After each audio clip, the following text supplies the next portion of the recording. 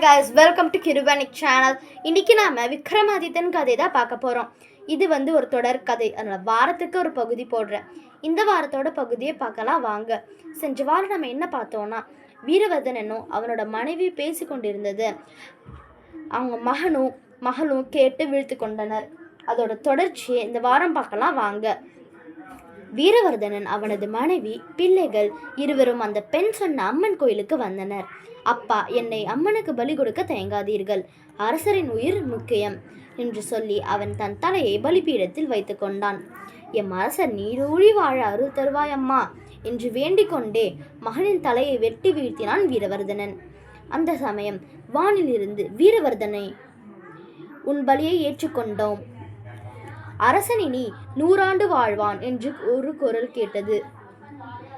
தலை துண்டிக்கப்பட்டு கிடந்த அண்ணனின் உடலை கட்டிப்பிடித்து அழுது சோகம் தாங்க முடியாமல் நெஞ்சு வெடித்து அங்கேயே இறந்தாள். மகனும் இறந்து விட்டதால் இனி எனக்கு என்ன வெற்றி வாழ்வு என்று கதறி அழுது கணவனின் கையிலிருந்து வாளை பிடுங்கி தன் தலையை வெட்டி கொண்டு இறந்தாள். தன் குடும்பமே இறந்து விட்டதை கண்டு கலங்கிய வீரவர்தனன், எம் அரசன் நீடூழி வாழ்க என்று சொல்லிக்கொண்டே தன் தலையையும் வெட்டி கொண்டு இறந்து விட்டான். மறைந்திருந்த இந்த நிகழ்ச்சியை கண்ட மன்னன் வியப்பும் அதிர்ச்சியும் அடைந்தான். எனக்காக ஒரு குடும்பமே உயிர் விட்டு தியாகம் செய்திருக்கிறது.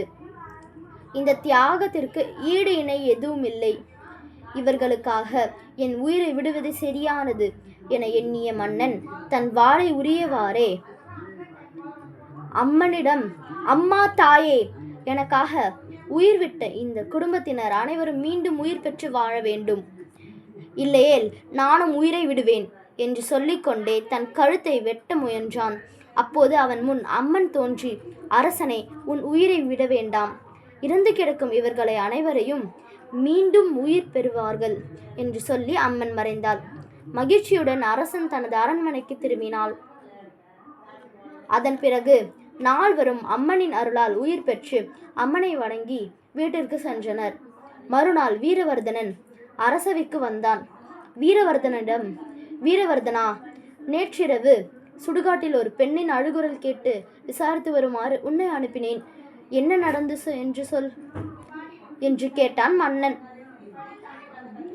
வீரவர்தனன் மன்னனை வணங்கி, அரசர் பெருமானே, அந்த பெண்ணை தேடி சென்றேன், திடீரென்று அவள் மறைந்து விட்டாள், அதனால்தான் தங்களிடம் வந்து சொல்லவில்லை என்றான்.